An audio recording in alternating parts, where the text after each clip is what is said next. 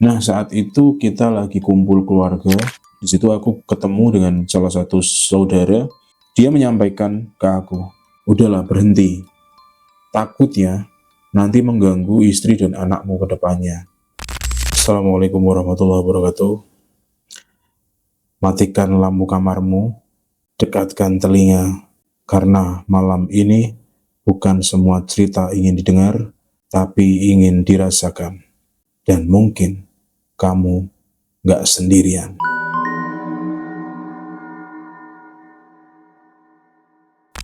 Cerita ini aku alami sendiri. Tahun 2018 sampai 2022 adalah tahun di mana aku masuk ke dunia gelap.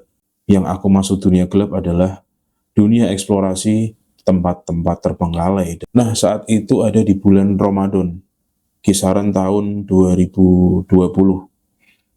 Bulan Ramadan biasanya aku stop konten dulu karena aku fokus untuk ada di rumah. Nah, biasanya sebelum sahur, aku itu pulang ke rumah untuk persiapan sahur. Tapi di situ aku ketiduran. Nah, saat itu aku mimpi. Aku duduk di depan teras rumah, melihat ke jalan, itu ada sekitar 4-5 orang anak bermain di jalanan, di kampungku. Nah, selang berapa menit, ada satu anak yang datang di depanku. Dia lari persis berhadapan di depanku. Dia senyum. Dia anak perempuan. Nih aku kasih gambarnya seperti ini. Dia anak perempuan dengan rambut sekitar segini. Jujur teman-teman, aku merinding banget ini. Dia datang di depan dan melempar senyuman. Di hari kedua, kejadian sama. 2:30 tertidur dan bermimpi hal yang sama. Nah, singkat cerita, di hari ketiga, aku bermimpi lagi hal yang sama. Tapi bedanya, anak ini melempar kata-kata, "Halo Kak."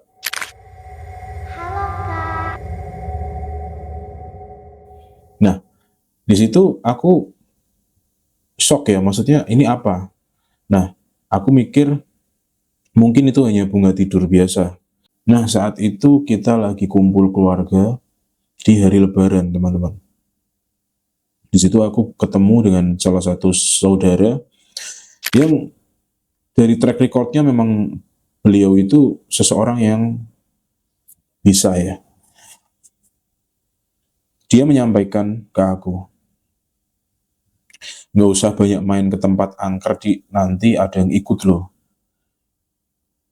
Itu loh ada anak kecil yang ikut dan suka sama kamu.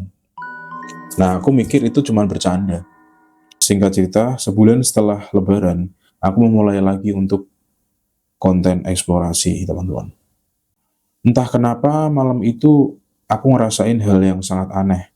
Di tempat aku eksplorasi itu, tiba-tiba badanku kerasa nggak enak, dan waktu itu di situ aku ada 4 konten kreator yang datang ke situ. Biasanya kita emang datang bareng, terus kita melakukan eksplorasi sendiri-sendiri, lainnya dijaga di depan. Nah, saat itu kita sedang cek lokasi, teman-teman. Kita sedang cek lokasi, kita masuk.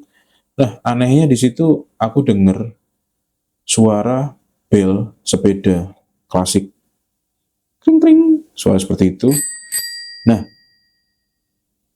dari situ teman-temanku juga ternyata dengar semua, teman-teman. Nah, ada salah satu dari temanku yang mencoba memberitahu bahwa malam itu malam yang salah.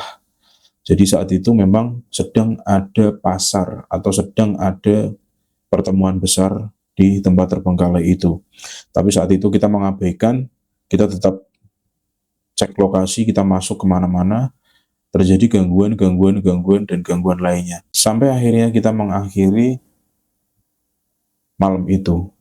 Kita keluar, saat kita keluar, di luar, aku tanpa sengaja melihat si sosok anak kecil ini lewat di depan mataku sendiri.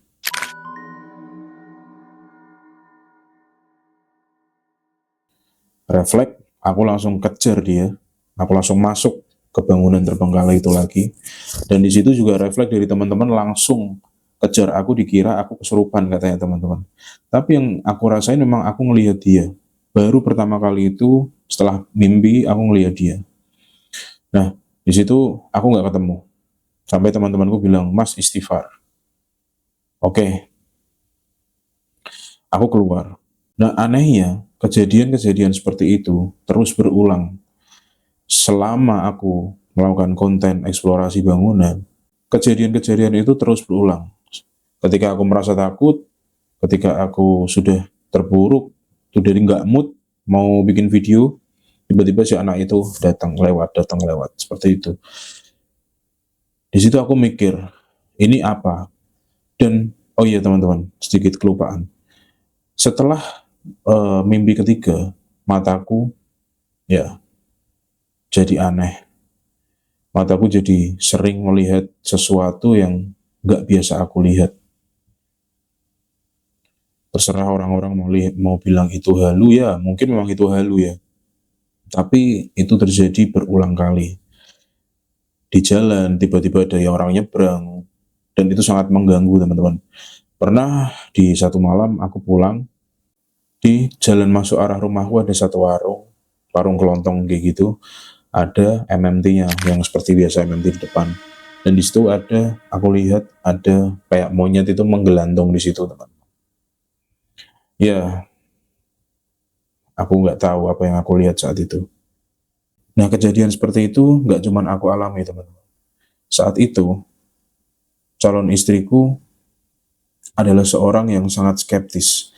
Orang yang sangat tidak percaya dengan hal-hal seperti itu. Cuek. Dengan cerita-ceritaku yang seperti itu, otomatis istriku mengira aku halu.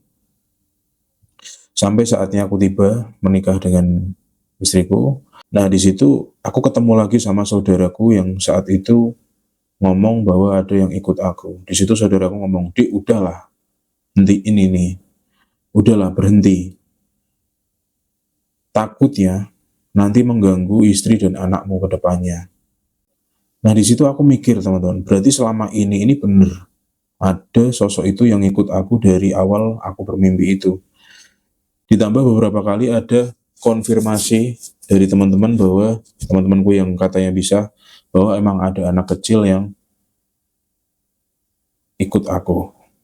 Sampai beberapa kali di rumah aku sering melihat anak kecil itu.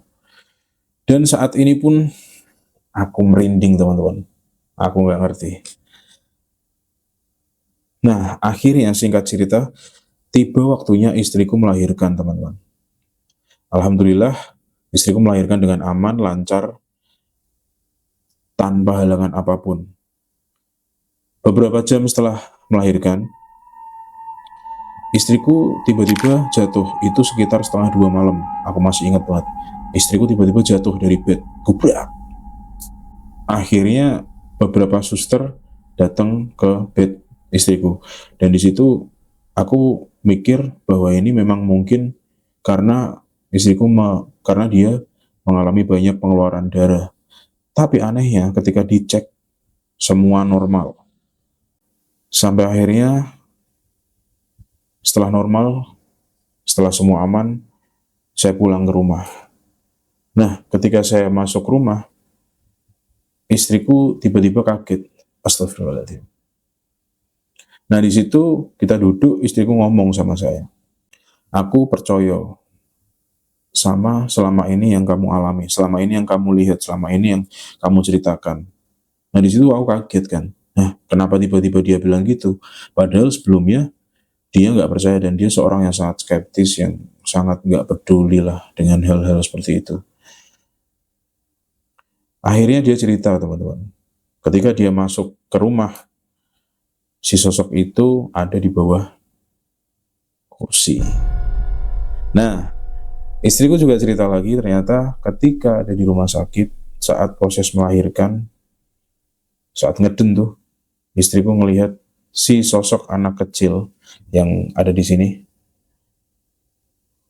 Nah, itu dia ngintip dari balik tirai 2 kali, seperti ini teman-teman. Dan ketika aku lihatkan gambar ini ke istriku, Dia mengkonfirmasi bahwa ya seperti itu kira-kira bentuknya, karena memang mohon maaf aku nggak bisa gambar yang sedetail dan sebagus itu. Nah di situ aku mikir gimana ya caranya biar semua ini berakhir.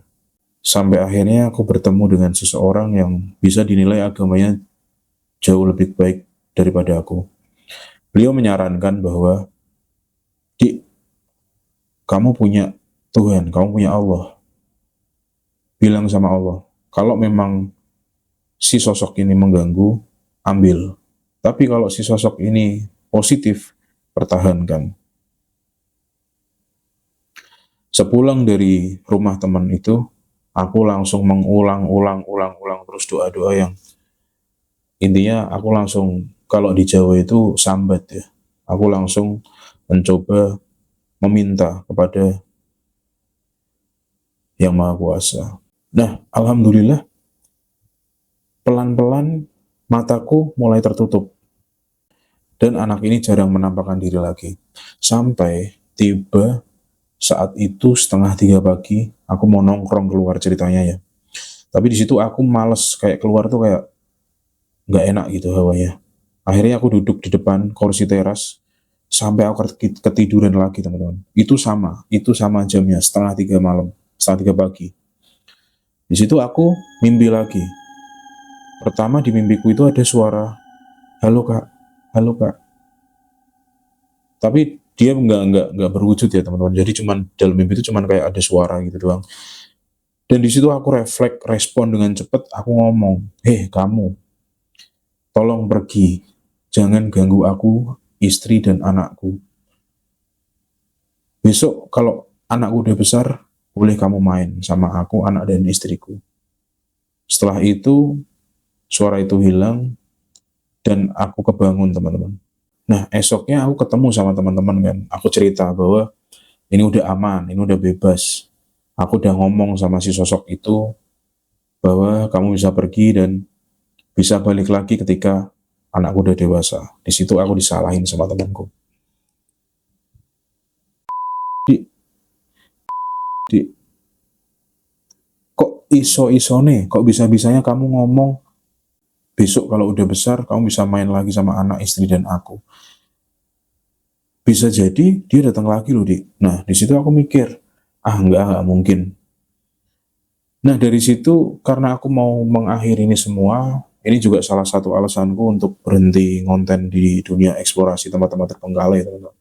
Jadi mulai saat itu aku berhenti. Aku berhenti dari konten kreator eksplorasi tempat-tempat terpenggalai. Di situ aku udah di situ aku udah mikir, udahlah cukup aku jadi konten kreator horor. Tapi ada cerita yang belum selesai. Ada sesuatu yang ingin aku ungkapkan ke kalian semua, bahwa salah satu alasanku berhenti menjadi konten kreator eksplorasi tempat terbengkalai adalah diikutinya sosok anak kecil yang sangat masuk ke kehidupanku. Singkat cerita, sekarang anakku usianya 3,5 sampai 4 tahun. Dan dia sering banget main sendiri, dia sering ngobrol sendiri. Ketika aku tanya, kamu main sama siapa, Bira? Dia dengan enak menjawab, aku main sama temanku ya.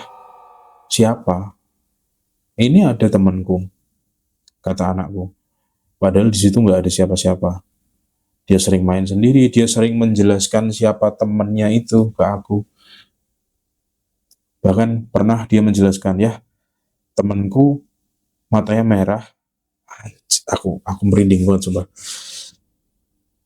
Temanku matanya merah, pipinya merah, kayak ondel-ondel, kata si anakku. Aku nanya, emang dia jahat apa enggak? Anakku jawabnya, enggak, dia enggak jahat. Dia tuh kayak bayangan, kata anakku. Nah, kuncinya di sini, teman-teman. Ketika aku nanya sama anakku namanya Sabira. Ketika aku nanya sama Sabira, Bira, siapa nama temenmu? Sabira jawab, Yasin. Buset, jadi banget aku. Dan Yasin adalah nama yang sama dengan sosok yang ikut denganku beberapa tahun yang lalu. Kenapa aku tahu? Karena ada salah satu temanku yang menceritakan, yang sudah berkomunikasi bahwa dia namanya Yasin. Dan dia ingin ikut dengan aku, katanya memang dia suka dengan kepribadianku. Dan sekarang aku nggak pernah tahu di mana sosok itu, tapi anakku yang tahu, dan sekarang dia jadi temannya anakku. Jadi seperti itu ceritanya, teman-teman. Menurut kalian, siapa dia? Menurut kalian, apakah dia sosok yang sama? Apakah dia cuma menyamakan nama?